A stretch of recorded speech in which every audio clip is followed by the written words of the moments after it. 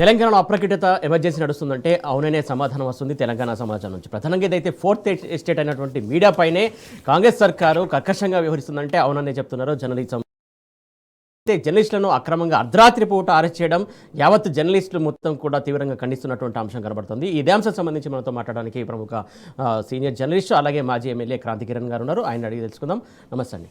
అలాగే మరొక senior journalist Ramana గారు ఉన్నారు. రమణ గారు నమస్తే అండి. క్రాంతి గారు, అర్ధరాత్రి పూట అరెస్ట్ చేయడం ఎలా చూస్తారు మీరు ముగ్గురు జర్నలిస్టులని?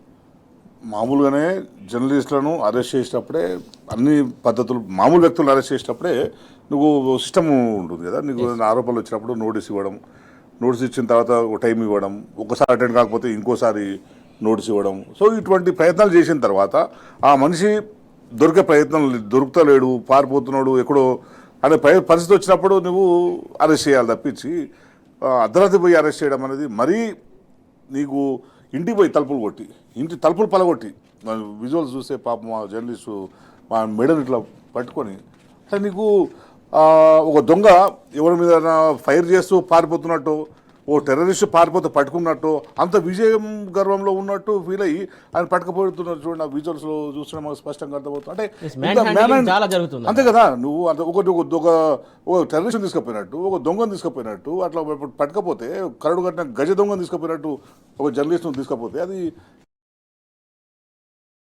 అంటే వీళ్ళకు చట్టాన్ని పాటించాల్సిన అవసరం లేదు, చట్టంలో ఉన్న రూల్స్ను పాటించాల్సిన అవసరం లేదు.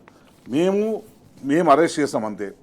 మేము అరెస్ట్ చేసి మీడియా మొత్తం భయభ్రాంతులు చేయాలనే ఉద్దేశంతోనే ఇది కనపడుతుంది తప్పించి ఏది కూడా జర్నలిస్టుల పట్ల మర్యాద ఉన్నది ఈ ప్రభుత్వం అనేది మనకి ఎక్కడ కనిపిస్తలేదు. మనం చాలా సంవత్సరాలు చూస్తున్నాం కదా. రేవంత్ రెడ్డి అధికారంలోకి వచ్చిన తర్వాత అనేక సంఘటనలు కూడా అసలు ఏది ఒక బాధ్యతాయుతంగా ఉండలేరు. ఎవరి పట్ల ఒక సమస్య వచ్చినప్పుడు కూడా బాధ్యతాయుతంగా వాళ్ళు ప్రవర్తిస్తలేరు. మొత్తం ఒక పోలీసులే అసలు ముఖ్యమంత్రి ఒక రౌడీ లేక మాట్లాడుతున్నాడు, ఇక పోలీస్ అధికారులు ఏం చేస్తారు? ఇప్పుడు సిపి చూసిరుగా, సిపి ఏం చేస్తున్నాడు? ఇంత ఫ్రస్ట్రేషన్లో మాట్లాడుతున్నాయి. అవును నువ్వు తీసుకొస్తాం, గుంజుకొస్తాం, ఈడ్చుకొస్తాం. అరే నువ్వు ఇన్వెస్టిగేషన్కు నీకు సిట్టుకు ఎడ్డు, నువ్వు ఇంకా సిట్టుకు ఎడ్డువి ఏం మాట్లాడాలో అంత ఒక రోజులో సిట్టు విచారణ చేసిందా? సిట్టు ఏర్పడ్డది ఎప్పుడు? సిట్టు ఏర్పడ్డది మొన్ననే. సిట్టు ఏర్పడ్డది ఎప్పుడు? 12వ తారీఖు సిట్టు ఏర్పడ్డది. నువ్వు 12వ తారీఖు, ఈరోజు 14. మొన్న సాయంత్రం ఏర్పడ్డది, నిన్న సాయంత్రం అరెస్ట్ అయింది. నువ్వేం విచారణ చేసిండ్రు? విచారణలో ఏం తేలింది? వాళ్ళకు ప్రసారం చేసిన కథనంలో తప్పని తేలిందా మీకు? కథనంలో తప్పని ఎట్ట తేలింది? మీరు ఎట్ట తేల్చిండ్రు? అవన్నీ బయట ప్రపంచం తెలియాలి కదా. ఇప్పుడు కథనంలో తప్పని తెలితే జర్నలిస్టులను ఇన్వెస్టిగేట్ చేస్తే మా సోర్స్ ఇదాన్ని వాళ్ళు కనుక్కునే ప్రయత్నం చేస్తారు. జర్నలిస్టులు ఎవరు కూడా సోర్స్ చెప్పరు కదా, సోర్స్ చెప్పరు. సో మీరు మళ్ళీ ఎవరైతే మీరు ఆరోపణలు ఎదుర్కొంటారో మరి వాళ్ళ ఆరోపణలు ఎదుర్కొంటున్న వాళ్ళ ఫోన్ కూడా సీజ్ చేయండి. ఓకే, ఇప్పుడు అంతే కదా. ఇప్పుడు దీన్ని ఇప్పుడు ఒక ఛానల్ ఒక కథనం ఇచ్చింది, ఒక బాధ్యతాయుతమైన ఇద్దరు వ్యక్తుల మధ్య ఇట్లా జరుగుతుందని గుసగుసలు ఆడుకుంటున్నారు అని. అది నిజంగా ఏంటంటే అక్కడ మా జిల్లా ఎమ్మెల్యేలు మాట్లాడుకుంటారంట, అది ఫ్యాక్ట్ కూడా. అది ఓకే, మేము కూడా ఇక్కడ వచ్చిన తర్వాత చాలామందికి ఫోన్ చేస్తే ఇట్లా జరుగుతుందని వాళ్ళు గుసగుసలు ఆడుతున్నారు. మాట్లాడుకున్న దాన్ని ఛానల్ వాళ్ళు ఆఫ్ ది రికార్డ్లో వేసిండ్రు. అది నిజంగా తప్పని మీరు అనుకున్నప్పుడు దానికి ఖండన ఇవ్వాలి, ఓ డెఫిమేషన్ ఇవ్వాలి. కానీ ప్రభుత్వం ఎందుకు భుజాల మీద వేసుకుంటుంది? ప్రభుత్వమే భుజాల మీద వేసుకుని దాన్ని జర్నలిస్టులను వేధించే ప్రయత్నం చేస్తుంది.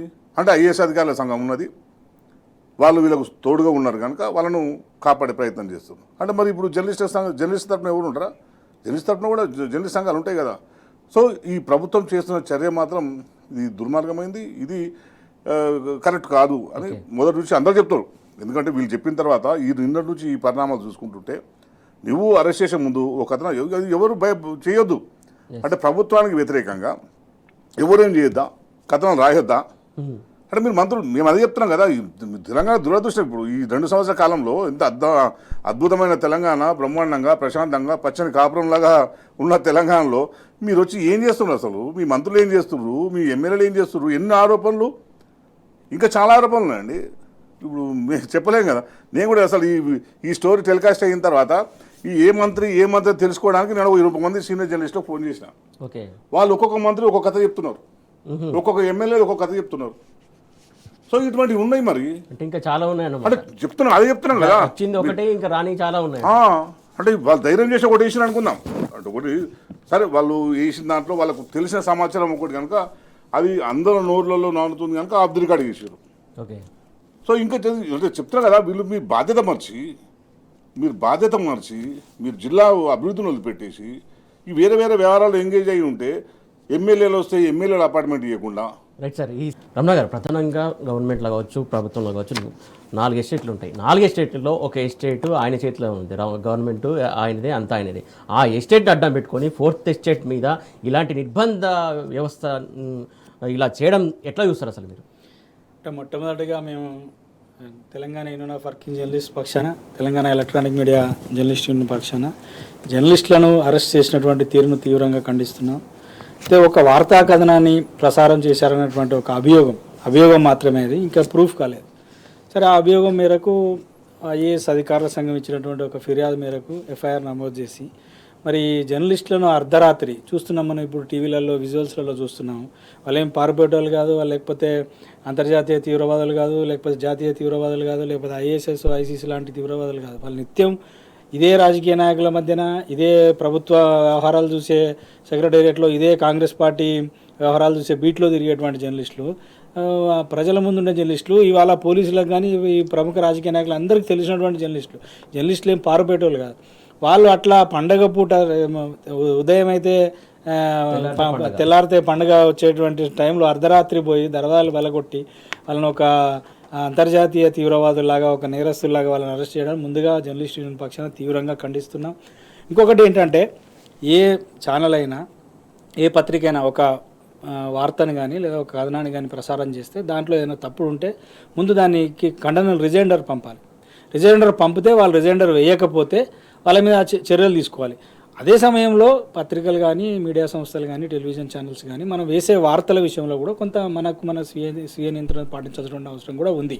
సరైన ఆధారాలు మన దగ్గర పెట్టుకొని వేయాల్సినటువంటి అవసరం. సరే, కొన్ని మనం ఈ మధ్యకాలంలో టెలివిజన్ ఛానల్స్లో ఆఫ్ ది రికార్డ్ స్టోరీస్ వేస్తున్నాం, చాలా ఛానళ్ళు ఇస్తున్నారు, అన్ని ఛానళ్ళు ఇస్తున్నారు. అయితే ఇక్కడ ఏంటంటే ఒక సెన్సిటివ్ ఇష్యూ వచ్చింది కాబట్టి ముఖ్యంగా మహిళలకు సంబంధించి, చిన్నపిల్లలకు సంబంధించినటువంటి అంశాలు ఉన్నప్పుడు కొంత జాగ్రత్త పాటించాల్సినటువంటి అవసరం కూడా ఉంది. సరే, అది జరిగిన తర్వాత వాళ్ళు రిజైండర్ కూడా వేశారు ఎన్టీవీ వాళ్ళు. సరే, మాలో పొరపాటు జరిగింది, మేము చింతిస్తున్నామని రిజైండర్ వేసిన తర్వాత ఎక్కడైనా ఏముంటుంది అంటే, ఒకవేళ తప్పుడు వార్త ప్రచురితమైన పత్రికల్లో కానీ లేదా టీవీలలో కానీ ప్రసారమైన దానికి వాళ్ళు అభ్యంతరాలు వ్యక్తం చేసినప్పుడు, ఎవరైతే దానివల్ల ఇబ్బంది పడుతున్నారో అభ్యంతరాలు దాన్ని రిజైండర్ చేసిన తర్వాత there is end the matter. ఇంకా అయిపోయిన తర్వాత మళ్ళీ ఎందుకు అంటే, ఇప్పుడు ఒక వార్త పంపడం రిపోర్టర్ బాధ్యత, పంపిన వార్తను దాన్ని ఎడిటింగ్ చేయడం సబ్ ఎడిటర్ బాధ్యత, ఫైనల్గా దాని అవుట్పుట్ బయటికి వచ్చేటువంటి బాధ్యత ఎవరిది ఉంటుంది? పేపరు యాజమాన్యం, లేదంటే పేపర్ చీఫ్ ఎడిటరు, లేదంటే న్యూస్ ఎడిటరు. టీవీ ఛానల్లో అయితే సీఈఓ, అవుట్పుట్ ఎడిటర్ దీన్ని బాధ్యత వహించాలి. మరి మీరు సీఈఓ, అవుట్పుట్ ఎడిటర్లను లేదా ముఖ్యమైనటువంటి ప్లేస్లో ఉన్న వాళ్ళని విక్టిమ్స్ చేయకుండా, అంటే వాళ్ళని విక్టిమ్స్ చేయమని నేను అట్లా వాళ్ళని బాధ్యులు చేయకుండా ఫీల్డ్లో తిరిగే రిపోర్టర్ల మీద మీరు పెట్టడం అనేది ఎంతవరకు కరెక్టు? అసలు ఈ కేసు పెట్టడమే తప్పు ఫస్ట్ ఆఫ్ ఆల్. ఒకవేళ కేసు పెట్టినా దానికి కొన్ని ప్రొసీజర్స్ ఉన్నాయి. ఇప్పుడు సిపి సజ్జనార్ అంటే ఐపీఎస్ ఆఫీసర్ సజ్జనార్ గారు అంటే నాకు నిన్నటి వరకు చాలా గౌరవం ఉండే, వారి మీద ఏదో మంచి అధికారదని. ఇవాళ వారు మాట్లాడిన తీరు కనుక చూస్తున్నట్టయితే అసలు అంటే పోలీసులకు ఏమన్నా భారత రాజ్యాంగం సర్వాధికారాలు ఏమైనా ఇచ్చిందా? పోలీసులు అంటే ఏమైనా, లేకపోతే వాళ్ళకి ఏమైనా, ఎవరైనా ఒక సాధారణ వ్యక్తి అయినా, పోలీస్ ఆఫీసర్ అయినా, ఐపీఎస్ ఆఫీసర్ అయినా భారత రాజ్యాంగానికి, ఐపీఎస్కు లేకపోతే ఇప్పుడు ఉన్నటువంటి బిఎన్ఎస్కు లోబడి పనిచేయాలి. మేము ఇష్టం ఉన్నట్టు చేస్తామని మాట్లాడడంలో నిజంగా వారి మీద ఉన్న గౌరవాన్ని కూడా వారు కోల్పోయారు. అంటే జర్నలిస్టుల పట్ల మీరు అట్లా వివరించడం, ఇప్పుడు ఆ విజువల్లో చూస్తున్నాం, ఆ సుధీర్ అనేటువంటి జర్నలిస్ట్ సోదరుని ఇట్లా మెడలు పట్టుకొని పోలీసులు లాక్కొని వెళ్తున్నారు. అంత అవసరమా? ఆ సిసిఎస్ పోలీస్ స్టేషన్లోనే లేదా ఎన్టీవీ ఆఫీస్లోనే వాళ్ళు ఏం పారిపోతారా? అంటే మీరు అంత అమర్యాదగా జర్నలిస్టుల పట్ల నడి రోడ్డు పైన ఎన్నో హత్యలు జరుగుతున్నాయి, చిన్న పిల్లల పైన అయితే ఇంకా లెక్కలేనన్ని అఘాయిత్యాలు జరుగుతున్నాయి. అన్ని చేసి తప్పించుకొని పారిపోతున్నా కూడా మొన్న లోలకు కానీ వారం రోజులకు కానీ పట్టించుకున్న పాపన పోలేదు ఈ సిస్టమ్. కాకపోతే వీళ్ళ పట్ల ఎందుకు ఇంత కర్కశంగా వ్యవహరిస్తున్నాను? అదే, ఇది అంటే ఉద్దేశపూర్వకంగా జర్నలిస్టులను ఒక భయభ్రాంతులకు చేయాలనేది చాలా ప్రభుత్వం యొక్క లక్షణం, ప్రభుత్వం యొక్క అభిప్రాయంగా కనబడుతున్నది. ఎందుకంటే ఏదో అంటే సంబంధం లేని అంశాలలో జర్నలిస్టుల మీద కేసులు పెట్టి వీళ్ళని అరెస్ట్ చేస్తే, ఒకరిద్దరిని ఇట్లా చేస్తే మిగతా వాళ్ళంతా భయపడతారు, అది భయభ్రాంతులకు గురి చేస్తారు. జర్నలిస్టులకు ఇవేం కొత్త కాదు. ఈ కేసులు అరెస్టులు లేకపోతే ఇట్లాంటివి ఫేస్ చేయడం మనకు న్యాయస్థానాలని మనకు భారత రాజ్యాంగం ఉంది, మనకు చట్టాలని వాటి విన్న పోరాడతాం యాజ్ పర్ లా ప్రకారం. కానీ తాత్కాలికంగా మాత్రం ఇవాళ ఇబ్బంది పెట్టారు కదా. మరి మీరు ఎవరైతే నిజానికి ఒక వార్త ప్రసారం కావడానికి ప్రధాన బాధ్యులు ఎవరైతే ఉన్నారో వాళ్ళని పక్కన పెట్టి కేవలం ఫీల్డ్లో పనిచేసేటువంటి జర్నలిస్టుల మీద మీరు పెట్టడం, ముఖ్యంగా ఈ అరెస్ట్ అయిన ముగ్గురు జర్నలిస్టులు అంటే ఒకరిని వదిలిపెట్టారని చెప్తున్నారు. మరి అట్లానే ఒకరిని వదిలిపెట్టినట్టు మంచిదే, సంతోషం. మిగతా ఇద్దరు కూడా వదిలిపెట్టాలిగా. మరి ఆ ఒక్కరికి మినహాయింపు ఎందుకు ఇచ్చారో వారు అరెస్ట్ చేసి, అంటే వారిని అరెస్ట్ చేయమన్న ఉద్దేశం కాదు, వారిని వదిలిపెట్టారో సంతోషం. అట్లనే మిగతా ఇద్దరిని కూడా వదిలిపెట్టాలని మేము డిమాండ్ చేస్తున్నాం. మీరు ఎందుకు నిరాధారమైనటువంటి కేసులను సెక్షన్స్ వాళ్ళ మీద ప్రయోగించారో చేశారు. ఇంకొకటి సిట్ వేశారు. అసలు సిట్ వేయడం యొక్క ఉద్దేశం ఏంది, దాంట్లో ఏం జరిగింది ఏంది అని ఒక విచారణ జరిపి ఒక రిపోర్ట్ ఇచ్చిన తర్వాత మీరు చర్యలు తీసుకోవాలి. ఎఫ్ఐఆర్ నమోదు చేశారు, ఓకే. మరి ఎఫ్ఐఆర్లో మరి ఇప్పుడు మీరు అరెస్ట్ చేసిన జర్నలిస్టుల పేర్లు ఏమైనా ఉన్నాయా? లేవు కదా. ఓన్లీ ఛానల్ పేరు, ఛానల్ ఎడిటర్, రిపోర్టర్, యాంకర్ అని పెట్టారు. మరి కనీసం ఎఫ్ఐఆర్లో అయినా పేర్లు మెన్షన్ చేయాలి కదా. ఖచ్చితంగా ఎఫ్ఐఆర్లో ఎవరెవరి పేరు మీద ఉంటే, సాధారణంగా ఏ కేసు అయినా సరే ఎఫ్ఐఆర్ నమోదు చేసినప్పుడు వాళ్ళ ఎవరైతే అభియోగాలు ఎదుర్కొంటున్నారో వాళ్ళ పేర్లు ఉంటాయి. వాళ్ళ పేర్లు లేకుండా వాళ్ళని అరెస్ట్ చేశారు. ఇవాళ కనీసం అరెస్ట్ చేసే ముందు వాళ్ళ కుటుంబ సభ్యులకు సమాచారం ఇవ్వాలనేటువంటి ఒక మినిమం ప్రొసీజర్ అదే భారత రాజ్యాంగంలో ఉంది, ఐపీఎస్లో. దాన్ని పాటించట్లేదు. సజ్జనార్ గారు ఏమంటున్నారు, ఇంతకుముందు మాట్లాడి మేము ఇష్టం ఉన్నట్టు, అంటే వాళ్ళు ఏమైనా ఇష్టం ఉన్నట్టు అరెస్ట్ చేయడానికి ఇదేమైనా అంతర్జాతీయ కేసా, లేకపోతే ఒక 100 మందిని ఒక 1000 మందిని చంపిన కేసా, లేక బాంబ్ బ్లాస్ట్ కేసా? అట్లాంటి వాళ్ళు కాదు కదా వీళ్ళు. క్రాంతి గారు, ఎఫ్ఐఆర్ అంశం గురించి రమణ గారు చాలా ముఖ్యమైన పాయింట్స్ రైజ్ చేశారు. ఏదైతే ఎఫ్ఐఆర్లో ఇప్పుడు అరెస్ట్ అయినటువంటి ముగ్గురు జర్నలిస్టుల పేరు లేదు, యాజమాన్యాలు కావచ్చు, ఛానళ్ళ పేర్లు ఉన్నాయి. కాకపోతే వీళ్ళని ఎందుకు అరెస్ట్ చేసినట్టు, అరెస్ట్ చేసి ఏం విచారించారు, దానికి సంబంధించి ఎందుకు డీటెయిల్స్ చెప్పలేని పరిస్థితులు ఉన్నారని చెప్పేసి అడుగుతున్నారు. అదే నేను ఇప్పుడు ఎఫ్ఐఆర్ చూస్తున్నాను. నేను ఎఫ్ఐఆర్లో ఏమున్నాయి ఏంది అనేది, అసలు ఎఫ్ఐఆర్ అసంబద్ధమైన సెక్షన్లు పెట్టింది దీంట్లో. ఓకే, ఒక మహిళను వేధించినట్టు ఇప్పుడు నేను అదే చూస్తున్నాను నెట్లో. 75 ఏం చెప్తుందంటే, సెక్షన్ 75లో ఇది లైంగిక దీంట్లో వస్తుంది. దీనికి సంబంధించిన శారీరకమైన వాంఛలు తీర్చాలని బ్లేమ్ చేసినందుకు ఈ సెక్షన్ వర్తిస్తుంది. మరి ఏ జర్నలిస్టు దాన్ని వాళ్ళని వేధించిండు అంటే ఏమన్నా, అంటే వీళ్ళు అంటే ఈ జర్నలిస్టే వాళ్ళను వేధించిండ్రు అనే రకం ఆ సెక్షన్ దీనికి అట్రిబ్యూట్ అవుతుంది. ఓకే, అంటే మామూలుగా ఏం చేస్తారంటే దీంట్లో వీలు పెట్టిందంటే 351(1) ఇదేం చేస్తారంటే ఒక వ్యక్తి ప్రతిష్టకు భంగం కలిగింది అనేది ఓకే. అంటే మీరు ఇచ్చిన కథనం వల్ల ఒక వ్యక్తి ప్రతిష్టకు భంగం కలిగిందంటే అంత మేరకు పరిమితమై అతన్ని పిలిచి మీరు వివరణ అడగాల్సింది. ఇంతకుముందు రమణ గారు చెప్పినట్టు కూడా మీరు ఫస్ట్ యాజమాన్యం నోటీస్ పంపాలి. పలానా కథనం కోర్టులో నిలవదు కదా. పలానా కథనం వచ్చింది మీ దగ్గర, ఇది ఫాల్స్ అలిగేషన్, ఇవి దీని మీద మీరు లెటర్ ఇచ్చారు కదా, ఐఏఎస్ ఆఫీసర్స్ అసోసియేషన్ లెటర్ ఇచ్చింది, ఓకే, అంతవరకు బాగుంది. దానికి వీళ్ళు కూడా రిజైండర్ ఇచ్చారు, మేనేజ్మెంట్ కూడా రిజైండర్ ఇచ్చారు. సో ఇట్లా జరిగింది, చింతిస్తున్నామని ఇచ్చారు. దాన్ని అంతటితో ఆపకుండా మళ్ళీ ఐఏఎస్ అధికారుల సంఘంతో కంప్లైంట్ ఎందుకు ఇప్పించారు, ఎవరు ఇప్పించారు, దాని ఇంటెన్షన్ ఏంది అంటే ఐఏఎస్ అధికారుల సంఘం మీద ఒత్తిడి తీసుకొచ్చి ప్రభుత్వం, ముఖ్యమంత్రులు వీళ్ళని 80% లోపలేయాలి. అంటే వీళ్ళని లోపలేయాలంటే అర్థం ఏంటంటే మిగతా బయట ఉన్న సెక్షన్ ఇంకే వేరే జర్నలిస్టులు ఎవరైతే ఉన్నారో, మిగతా ఎవరైతే స్వతంత్రంగా రిపోర్టింగ్ చేస్తున్నారో, ఈ ప్రభుత్వ వైఫల్యాలను ఎత్తిచూపుతూ కథనాలు ఇస్తున్నారో వాళ్ళందరినీ బెదిరించడంలో భాగంగా వీళ్ళని అరెస్ట్ భయపెట్టించారు. ఒక భయాందోళన మొత్తం రాష్ట్రంలో ఉన్న జర్నలిస్టులందరినీ భయపెట్టించడం. మీరు సజ్జనంగా మాట్లాడే మాటలు అగ్రెసివ్నెస్ చూస్తే ఎవరిని కూడా నేను వదిలిపెట్టాను అనే తీరైంది కనపడుతుంది. అంటే ఇది ఏంది, పోలీస్ రాజ్యమా, ఇది ప్రజాస్వామ్య రాజ్యమా? ఇంతకుముందు హరీషన్ అన్నాడు కండు వేసుకోమని చెప్పి అన్నాడు. మరి అట్లా మీ తీరు అట్లాగే ఉన్నది, రేపు అట్లే మాట్లాడాల్సి వస్తుంది. మీరు మాట్లాడే తీరు, మీరు ప్రవర్తిస్తున్న తీరు, ఇది ప్రజాస్వామ్యంలో ఉన్నామా? నిజంగానే ఎమర్జెన్సీ రోజు తలపిస్తుంది. ఎమర్జెన్సీ ఉంటే ఇట్లా ఉంటుందని మళ్ళీ ప్రశ్నిస్తుండ సజ్జనార్ గారు.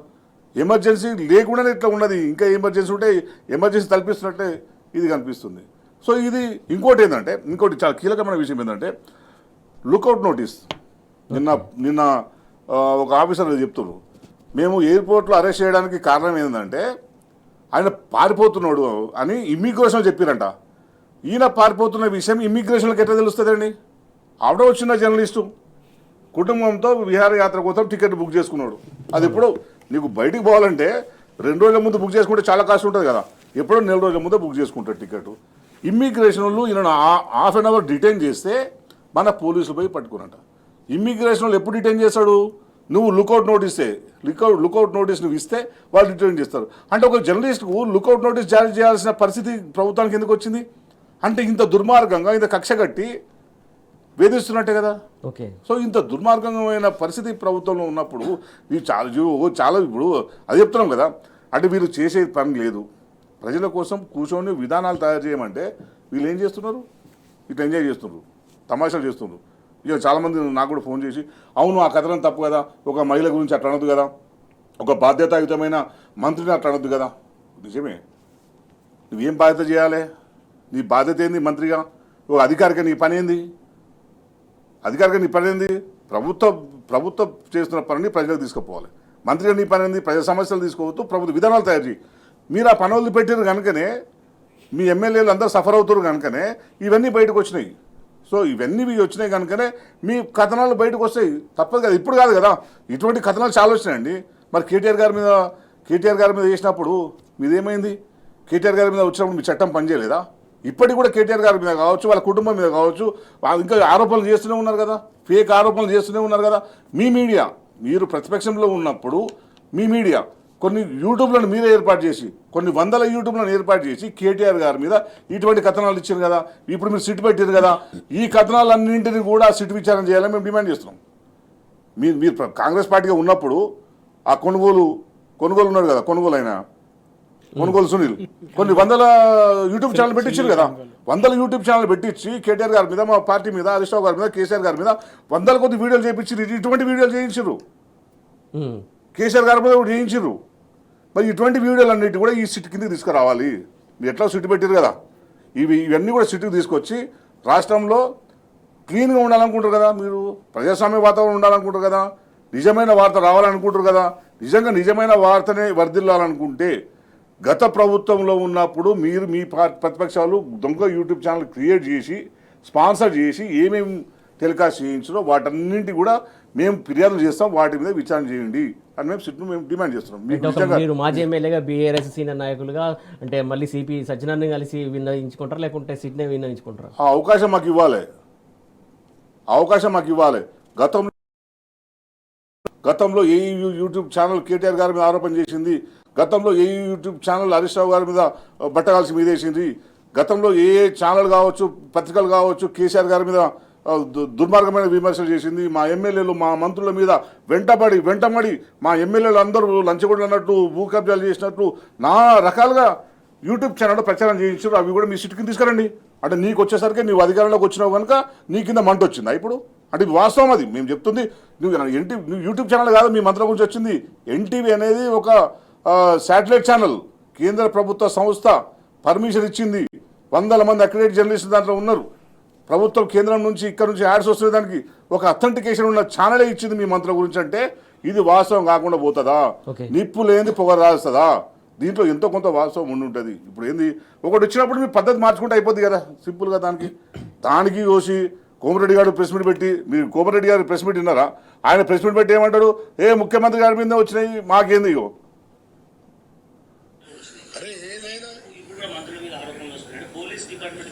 కోమరెడ్డి గారు అంటారు.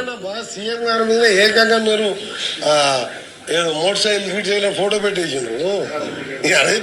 ఇది ఎవరు తెలుసండి? నాకు తెలియదు ఈ విషయం. కోమరెడ్డి గారు బయట పెట్టారు, ఇప్పుడు నాకే తెలియదు.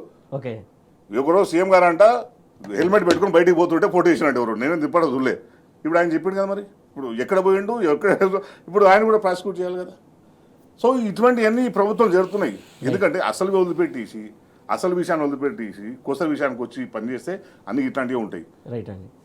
మొత్తానికి ఏదైతే డైవర్షన్ పాలిటిక్స్లో భాగంగానే ఇష్టానుసారంగా వేరే అంశాలను తెరవేకి తీసుకొచ్చి ఇలా డైవర్షన్ పాలిటిక్స్ చేస్తుంది కాంగ్రెస్ సర్కార్ అని చెప్పేసి క్రాంతి గారు ఆరోపిస్తున్నటువంటి అంశం. ఇప్పుడు తెలంగాణ పోలీసులపై ఎన్టీవీ మహిళా జర్నలిస్టు దేవి ఆగ్రహం వ్యక్తం చేశారు. తాను కేవలం వార్త మాత్రమే చదివానని, ఏ వార్త వచ్చినా అది చదవడం తన వృత్తి ధర్మంలో భాగమని చెప్పుకొచ్చారు. 3 గంటల పాటు తనను విచారించారని చెప్పిన దేవి తానెంత మెంటల్ హెరాస్మెంట్లో ఉన్నా సమాధానాలు ఇచ్చానన్నారు. నిన్న పోలీసులు అడిగిన అన్ని ప్రశ్నలకు సమాధానం ఇచ్చినా అర్ధరాత్రి మళ్లీ తన ఇంటికి రావాల్సిన అవసరం ఏముందని ప్రశ్నించారు. తన ఇంటికి వచ్చే తన ఇంట్లో వాళ్లను ఇబ్బంది పెట్టారని, తామేమీ దొంగలం కాదని ఘాటుగా స్పందించారు. మహిళలకు అవమానం జరిగిందని చెబుతున్న పోలీసులకు తాను కూడా ఒక మహిళా జర్నలిస్టుననే విషయం తెలియదా అని నిలదీశారు. నమస్కారం, నేను ఎన్టీవీ యాంకర్ దేవిని మాట్లాడుతున్నాను. ఒక వార్తకు సంబంధించి నన్ను తెలంగాణ సిసిఎస్ పోలీసులు నిన్న నాకు కాల్ చేసి మాట్లాడుకుందాం రా అన్నారు. ఆ తర్వాత ఆఫీస్కి వచ్చారు, స్టేట్మెంట్ రికార్డ్ చేస్తామన్నారు.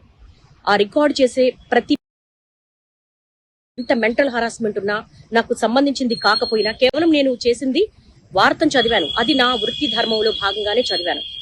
నాకు ప్రతిరోజు నేను వార్తలు చదవడమే నేను చేసే ఉద్యోగానికి నాకు శాలరీ వస్తుంది. కాబట్టి ఏ వార్త వచ్చినా ఆ వార్త నేను చదువుతాను. అందులో భాగంగా చేసిన నా వృత్తి ధర్మంలో వాళ్ళు నన్ను అడిగినప్పుడు ప్రతి ప్రశ్నకు నేను స్టూడియోలో ఎంటర్ అయిన దగ్గర నుంచి మినిట్ టు మినిట్ వాళ్ళకి ఆన్సర్ చేశాను. 3 గంటల పాటు నాకు ఎంత మెంటల్ హరాస్మెంట్ ఉన్నప్పటికీ కూడా చాలా పేషెన్సీగా ఇచ్చాను. అయినప్పటికీ మళ్ళీ నేను రాత్రి కాల్ చేశారు. నేను రాత్రి కాల్ చేసి మళ్ళీ ఈ రోజు పొద్దున మళ్ళీ స్టేట్మెంట్ రికార్డ్ చేయాలి, మళ్ళీ రమ్మన్నారు. నేను ఒక మహిళా జర్నలిస్ట్ ని.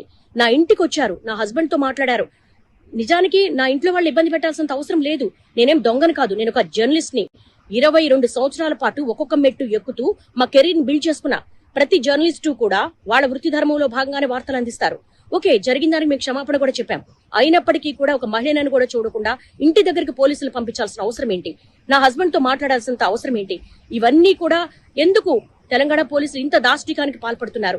ఒక మహిళా జర్నలిస్టు పట్ల నేను కూడా మహిళనే కదా. ఓకే, ఒక మహిళకి ఇబ్బంది జరిగింది అని ఒక సెల్ఫ్ రెస్పెక్ట్ ఉంటుంది, నాకు ఒక కుటుంబం ఉంటుంది. నా కుటుంబంలో సంబంధించినంత వరకు కూడా వాళ్ళ సేఫ్ కూడా నేను చూసుకుంటాను. కానీ ఎందుకు ఇంత దాష్టికానికి పాల్పడుతున్నారు? ఇది చాలా అన్యాయము. ఇలా నన్ను రోడ్ల మీద పరిగెత్తించడం అనేది న్యాయం కాదు. నేను నా వృత్తి ధర్మంలో భాగంగానే చేశాను, స్టేట్మెంట్ కూడా ఇచ్చాను, ఎక్కడికి పారిపోలేదు. కానీ తెలంగాణ పోలీసులు ఈ విధంగా సెర్చ్ చెయ్యడము, ఆఫీస్ దగ్గరికి రావడము, ఇంటి దగ్గరికి రావడం అనేది చాలా అన్యాయం. ఈ దాష్టికాన్ని ప్రతి ఒక్కరు ఖండించాల్సిన అవసరం ఉంది. రైట్, క్రాంతి గారు, మహిళా జర్నలిస్టు దేవి గారు వారి యొక్క ఆవేదన చూడండి, ఎలా విచారించిన వ్యవహార శైలి కావచ్చు, దాని గురించి మీరేమంటారు అసలు? అదండి, ఇప్పుడు ఎవరైనా సరే కథనంలో తప్పు ఉన్నప్పుడు మీరు నోటీస్ ఇవ్వండి. దాన్ని తను చెప్పి ఆమె డ్యూటీ ఆమె చేస్తుంది కదా. ఎడిటోరియల్ టీం స్క్రిప్ట్ రాస్తుంది, యాంకర్ దాన్ని మీరు స్క్రిప్ట్ అంతా మీరు ఉండరు కదా. మీరు ఆఫీసర్, మీ డ్యూటీ మీది, రిపోర్టర్ డ్యూటీ రిపోర్టర్ది, ఇచ్చినట్టు చావాలి అంతే కదా. సో నీకు దాంట్లో వాళ్ళు ఎవరు ఏ పాత్ర అనేది దానికి 3 గంటలు వేధించాల్సిన అవసరం లేదు. సో వాళ్ళు క్లియర్ ఉన్నారండి, పోలీసులు క్లియర్ ఉన్నారు, వాళ్ళకి తెలుసు ఏంది ఏం కథ అనేది, అన్నీ తెలుసు ఏం జరిగింది అనేది. కానీ ఉద్దేశపూర్వకంగా సతాయిద్దామని ఇట్లా సతాయించడం వల్ల, వేధించడం వల్ల మిగతా జర్నలిస్ట్ కూడా భయపడతారు. దీని కాన్సెప్ట్ అంతా ఒకటే. ఎవరైతే ఈ ప్రభుత్వానికి వ్యతిరేకంగా కథనాలు ఇస్తున్నారో వాళ్ళందరినీ కూడా కట్టడి చేయాలి, భయాందోళనకు చేయాలి. ఇప్పుడు ఇన్నయ్య అంటాడు పాపం ఏదో మాట్లాడుతుంటే డెమోక్రటిక్ రైట్స్, పవర్ హక్కుల గురించి లోపలేసారు. సో మిగతాలంతా భయపడించారు ప్రయత్నం. సో ఇది కూడా అట్లాంటిది అనమాట. ఇంకా ఎవరు కూడా ప్రజాస్వామ్యయుతంగా ఎవరు మాట్లాడద్దు, ఈ ప్రభుత్వాన్ని క్వశ్చన్ చేయొద్దు అనేది ఒకటి నడుస్తుంది. ఇప్పుడు నిజంగా ప్రభుత్వానికి చాలా ఇష్యూస్ ఉన్నాయండి. ఇసుక కట్టాలు దింపేసారు, ఇసుక కట్టలు ఎవరు డ్యాములు కూల్చేసారండి. అది కదా నీకు ఇంపార్టెన్స్ ఇష్యూ, అది కదా. నీకు ఎప్పటిదాకా దిక్కు దివానం లేదు, ఎవరు దొరికి ఎక్కడున్నాడో తెలియదు, ఎవరు పూజ చేసినాడో తెలియదు, వాడు ఎక్కడ పారిపోయినో తెలియదు. దాని మీద లేదా మీకు సిట్లు ఏరా? దాని మీద విచారణ ఉండదా? కొండా సురేఖ కూతురు ఆ రోజు బయటకు వచ్చి చెప్పింది కదా, ఒక సెటిల్మెంటు, ఒక వ్యక్తి సీఎంకు దగ్గర ఉన్న వ్యక్తి ఒక కంపెనీ యాజమాన్యం తీసుకొచ్చి సెటిల్మెంట్ చేసుకున్నారు మా దగ్గర అని అంత బహిరంగంగా చెప్పింది ఆమె, ఒక మంత్రి కూతురు. మరి దాని మీద కేసులు ఉన్నాయా? అవి తప్పులు కావా? అంటే మీ ప్రభుత్వం చేసేటేమో ఒప్పులు అవుతాయి, మీరు చేస్తున్న తప్పుల్ని టెలికాస్ట్ చేస్తే జర్నలిస్ట్ తప్పు అవుతా ఎట్లయితుంది? అంటే ఇది మరి అదే ప్రజాస్వామ్యంగా నడుస్తుందా, మరి నియంత పాలన నడుస్తుందా? ఇది మరి కాంగ్రెస్ పార్టీ చెప్పాలి. రాహుల్ గాంధీ గారు రాజ్యాంగాన్ని పట్టుకొని చేత తిరిగిన, రాజ్యాంగాన్ని పట్టుకొని మేము ఈ రాజ్యాంగాన్ని తూచా తప్పకుండా పాటిస్తాము అని చెప్పి పంచుకుంటూ తిరిగినారు. ఏది మరి రాజ్యాంగం? మీడియాకు రాజ్యాంగం హక్కులు కల్పించింది, జర్నలిస్టులకు రాజ్యాంగానికి ప్రొటెక్షన్ ఇచ్చింది. నీ సోర్స్ ఆఫ్ ఇన్ఫర్మేషన్ చెప్పరు, నీ కథం తప్పైనా సరే జస్ట్ టెలికాస్ట్ చేసారు, నువ్వేం పనిష్మెంట్ ఇస్తావు దానికి పద్ధతి ప్రకారం పనిష్ చెయ్యి, నోటీస్ ఇయ్యి. అదే ఉంది కదా చట్టంలో కూడా అదే ఉంది. ఏం చేయాలి? నీ కథనం పట్ల నీకు విభేదం ఉన్నప్పుడు, నీకు విభేదం ఉంటే నువ్వు నోటీస్ ఇయ్యు, క్షమాపణలు అడుగు. ఎవరైనా కదా. ఇప్పుడు నా మీద కూడా కొన్ని ఆరోపణలు వచ్చినాయి, నేను నోటీస్ ఇచ్చినాను. మరి దరసరి మీడియాను ఏం అరెస్ట్ చేసి చెప్పలేం కదా. అప్పుడు మంత్రి గారు కేటీఆర్ దగ్గర అరెస్ట్ దగ్గర పోయి వాళ్ళ లోపలేనని చెప్పలేం కదా.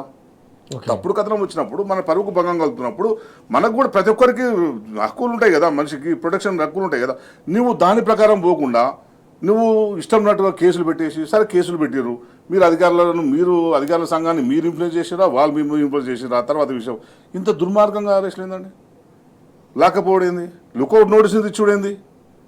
అప్పటిదప్పుడు టికెట్ చేసి చెప్తున్నారు కదా, మళ్ళీ లేదు వస్తా అని చెప్పి పారిపోతున్నాడు కనుక అరెస్ట్ చేసినామంటే నీకు ఫారెన్ ట్రిప్ పోవాలనుకున్నాడు 2-3 రోజుల ముందు టికెట్లు బుక్ చేసుకోరండి. 1-2 నెలల ముందు చీప్లో టికెట్లు దొరికి తక్కువ వస్తాయని చెప్పి నేను బుక్ చేసుకుంటారు. అది కూడా తెలియకుండా ఆయన ఫ్యామిలీ ఇక్కడ ఉంటారు, అందరు ఇక్కడ ఉంటారు. ఇవన్నీ వదిలిపెట్టేసి జర్నలిస్టుల మీద పడుతున్నారంటే ఇది పూర్తిగా భావ ప్రకటన స్వేచ్ఛను హరించడంలో భాగమే. రమణ గారు, ఒక మహిళా జర్నలిస్టు తన ఆవేదన వ్యక్తం చేస్తుంది. ఏదైతే మహిళకు అన్యాయం జరిగిందని చెప్పేసి మీరు ఇంతగానం సిటేసర్ ఇవన్నీ చేశారు కదా, మరి మహిళా జర్నలిస్టుని ఇలా నన్ను వేధించడం కరెక్టేనా అని ఆమె ప్రశ్నిస్తున్నారు. అది చాలా దారుణం. అది అంటే నిజానికి ఈ పోలీసులకు ఎవరి డ్యూటీ ఏందో అసలు సరిగ్గా తెలిసినట్లేదు, లేదా తెలిసినా కూడా కావాలని వేధిస్తున్నారేమో అనిపిస్తుంది. యాంకర్ అనేవాళ్ళు డెస్క్ ఇచ్చినటువంటి ఒక యాంకర్ పార్ట్ను వాళ్ళు చూసి చదువుతారు అంతే, వాళ్ళకేం సంబంధం ఉండదు. ఆ మహిళా జర్నలిస్టు మహిళా యాంకర్ దగ్గరికి వెళ్ళి నువ్వు విచారణ పేరుతో 3 గంటల పాటు ఆమెను టార్చర్ చేయడం అనేది కరెక్ట్ కాదు. టార్చరే కాదు, మళ్ళీ వాళ్ళ ఇంటికి వెళ్ళారు, మా హస్బెండ్తో ఫోన్లో మాట్లాడారు, మా ఇంటికి అర్ధరాత్రి వచ్చారంటున్నారు. అంత అవసరం ఏముంది? అంటే అసలు ఈ మీడియా రంగంలో ఎవరి పాత్ర ఏంది, ఎవరి డ్యూటీ ఏంది ముందు ఇంట్లో ఇట్లా వేధించడం వల్ల ఇంట్లో కూడా వాళ్ళకి సంబంధించి ప్రెషర్ వస్తుంది. ప్రెషర్ రావడం వల్ల అంటే ఉద్యోగం మానేయాలనుకోరా, లేకుంటే భయభ్రాంతులకు గురి కావాలా, ఏం చేస్తుంది ప్రభుత్వం?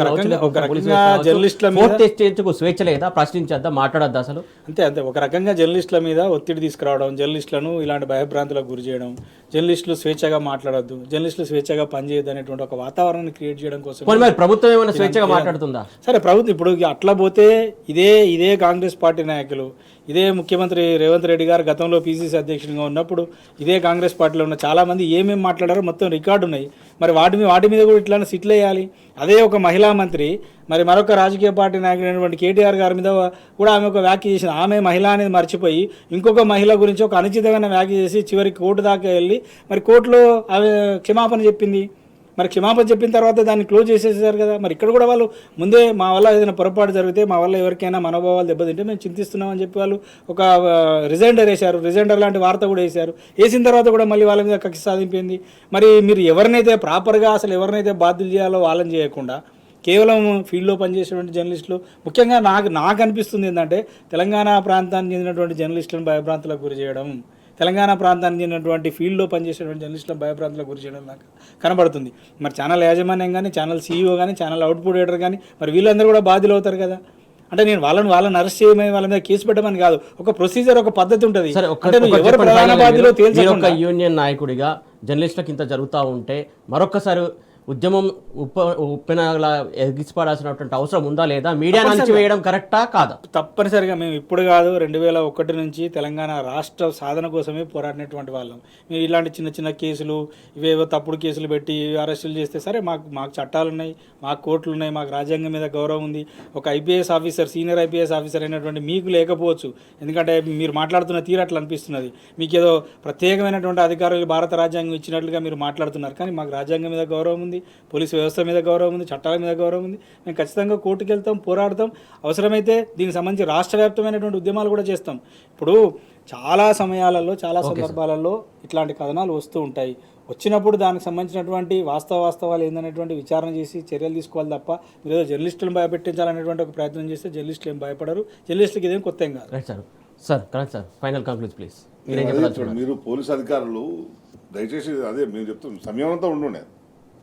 మీరు ఇష్టం వచ్చినట్టు బిహేవ్ చేసి కండువ చేసుకున్నట్టు పనిచేస్తే రేపు వచ్చి మళ్ళీ మా గవర్నమెంట్ వస్తుంది, ఎక్కడ మళ్ళీ బీఆర్ఎస్ గవర్నమెంట్ వస్తుంది కనుక అప్పుడు జాగ్రత్తగా ఉంటారు. అప్పుడు ఏం చేయాలనో అప్పుడు కూడా చూసుకుంటాం. ఇప్పుడు ఎందుకంటే ఒక జర్నలిస్ట్ మీద అక్రమ కేసులు పెడుతున్నారు, మా కార్యకర్తల మీద అక్రమ కేసులు పెడుతున్నారు, ఎవరు ప్రశ్నిస్తే వాళ్ళ మీద కేసులు పెడుతున్నారు. అన్ని ప్లేస్లలో ఎవరు కూడా ప్రభుత్వానికి వ్యతిరేకంగా ఒక సోషల్ మీడియాలో పోస్ట్ పెడితే కూడా అంటే జరుగుతున్నదాన్ని నువ్వు రాలేదు పెన్షన్ రాలేదు ఎందుకు రాలేదని క్వశ్చన్ చేద్దా. కరెంట్ కట్ అవుతుందంటే దాన్ని కూడా పెట్టొద్దా? అరే నువ్వు కడుపులో ఆకలి అవుతుంటే నువ్వు అన్నం పెట్టమని అడుగుతున్నప్పుడు నువ్వు అది తీర్చకుండా నువ్వు ప్రతిదానికి కేసులతో సమాధానం కాదు. నేను చెప్తున్నాను, 10 సంవత్సరాల కాలంలో కేసీఆర్ గారి హయాంలో మీరు ఎంత స్వేచ్ఛగా పనిచేసారో ఒకసారి గుర్తు చేసుకోండి. కేసీఆర్ గారు మిమ్మల్ని ఎంత స్వేచ్ఛగా పనిచేసుకొని ఇచ్చారో ఇప్పుడు కూడా అంత ప్రజాస్వామ్యాన్ని కాపాడే ప్రయత్నం చేయండి. మీరు ఇట్లా ప్రజల్ని వేధిస్తూ పోతుంటే మీకు వ్యతిరేకమవుతారు. వ్యవస్థలో ఉన్న అన్ని అంగాలు కూడా నాశనం అయిపోతుంది. రేపటికి ఏమవుతుంది? రేపు ఇంకా పోరాటం వస్తుంది, అందరూ రోడ్డు మీదకి వస్తారు, జర్నలిస్టులు రోడ్డు మీదకి వస్తారు, సోషల్ మీడియా జర్నలిస్టులు రోడ్డు మీదకి వస్తారు, పార్టీ కార్యకర్తలు రోడ్డు మీదకి వస్తారు, ప్రజాస్వామికవాదులు అంతా రోడ్డు మీదకి వస్తారు. రోడ్డు మీదకి వస్తే ఇప్పుడు రాష్ట్రం అంతా అల్లకొల్లం అయిపోతుంది. అంటే మీరు తెలంగాణను ఏం చేద్దామనుకుంటున్నారు? తెలంగాణలో 10 సంవత్సరాల పాటు 2 సంవత్సరాల్లో ఏం గొడవలండి? Right sir. ఏమో లొల్లి పంచాయతీ ప్రతి దానికి ఇష్యూనే. ఎన్ని ఓ కమిషన్లు, ఎన్ని కమిషన్లు, ఓ 10 కమిషన్లు వేసిండు. అన్ని నీకు కాళేశ్వరం నుంచి మొదలుకుంటే విద్యుత్ దాని మీద ఒక కమిషను, నీకు స్కాలర్షిప్ల మీద ఒక కమిషను, ఇంకా యూనివర్సిటీ దాంట్ల మీద ఒక కమిషను, విద్యుత్ కేటాయింపుల మీద ఒక కమిషను, ఓ 10 కమిషన్లు వేసి ఉంటారు ఇప్పటిదాకా. ఏది తెలిసింది లేదు, టైంపాస్ తప్పించి ఏమైతే లేదు. అందుకే మేము చెప్తున్నాం, ఈ ప్రభుత్వం పద్ధతి మార్చుకోకపోతే మూల్యం చెల్లించుకోవాల్సి వస్తుంది. అధికారులు కూడా చట్టబద్ధ వివరించండి, తప్పు చేసినా శిక్షించమంటున్నాం అంతే తప్పి చట్టానికి అతీతంగా ఎందుకు ప్రవర్తిస్తారు మీరు? ఏ సెక్షన్లు అండి? గియో సెక్షన్లు, ఏ సెక్షన్లు అసలు దీనికి సంబంధం లేని సెక్షన్లు కదా. నిజంగా మీరు పెట్టాలనుకుంటే ఈ సిట్ పరిధిని పెంచాలి. నేను డిమాండ్ చేస్తుంది ఏంటంటే సిట్ పరిధిని పెంచండి. సిట్ పరిధిని పెంచి కేటీఆర్ గారి మీద ఎవరు పెట్టారు? కేటీఆర్ గారి మీద కొండా సురేఖ ఎటువంటి కామెంట్ చేసింది? కామెంట్ చేసినప్పుడు ఎందుకు కేసు పెట్టలేరు? కొండా సురేఖ మీద కేసు పెట్టాలి కదా. కేటీఆర్ ఇక ఆరోపణలు వస్తున్న కోమరెడ్డి గారో ఇంకోరో ప్రైవేట్ సూట్ వేసుకుంటారు. మీకేం పోలీసులకు పోయి ఏమొచ్చింది ఇప్పుడు ఇక్కడ? అంటే ఒక మాజీ మంత్రికి ఒక న్యాయం ఉంటుంది, ఒక అధికారికి ఒక న్యాయం ఉంటుందా? అట్లుండదు కదా. ఇక్కడ అందరూ సమానం కదా, హక్కులు అందరూ సమానంగా ఉంటాయి, హోదాను బట్టి హక్కులు ఉన్నాయి. సో పద్ధతి మార్చుకోవాలని మేము డిమాండ్ చేస్తున్నాం. ఒకటే నిమిషంలో ఏంటంటే మేము పోలీస్ ఆఫీసర్లకు కూడా ఒక సూచన చేస్తున్నాం. మీరు ఎట్లయితే మీ విధులు నిర్వహిస్తున్నారో ఈ ప్రజాస్వామ్యంలో 4th ఎస్టేట్గా భారత రాజ్యాంగం ఇచ్చినటువంటి మాకు వాక్ స్వాతంత్ర స్వేచ్ఛలో భాగంగా మేము కూడా మా విధులు నిర్వహిస్తున్నాం. కాబట్టి మా జర్నలిస్టుల పట్ల మీరు వ్యవహరించిన తీరు చాలా ఆక్షేపణీయం, చాలా తీవ్రంగా ఖండిస్తున్నాం. మొట్టమొదటిగా మీరు ఆ పద్ధతి మార్చుకోండి. ఎందుకంటే మీరు మేము తెల్లారేస్తే కలిసి పనిచేసే వాళ్ళం, అందరికీ సమయాల సందర్భాలు వస్తాయి. ఈ విషయంలో మాత్రం జర్నలిస్టుల పట్ల మీరు ప్రవర్తిస్తున్న తీరు, వ్యవహరించిన తీరు చాలా తీవ్రంగా ఆక్షేపణీయంగా ఉంది. దాన్ని తీవ్రంగా ఖండిస్తున్నాం. Right sir, thank you sir Ramana గారు, thank you sir Kranti sir, thank you so much. మొత్తానికి అయితే ప్రభుత్వం తీరు మార్చుకోవాలి, పోలీసులు కూడా తీరు మార్చుకోవాలి, చట్టాలు ఇష్టానుసారంగా వాడుకోకూడదు, అందరికీ సమన్యాయంగా ఉండాలని చెప్పేసి వారు కోరుకున్నటువంటి అంశం ఇది. వాటి పరపరడుదాం. Keep watching TV.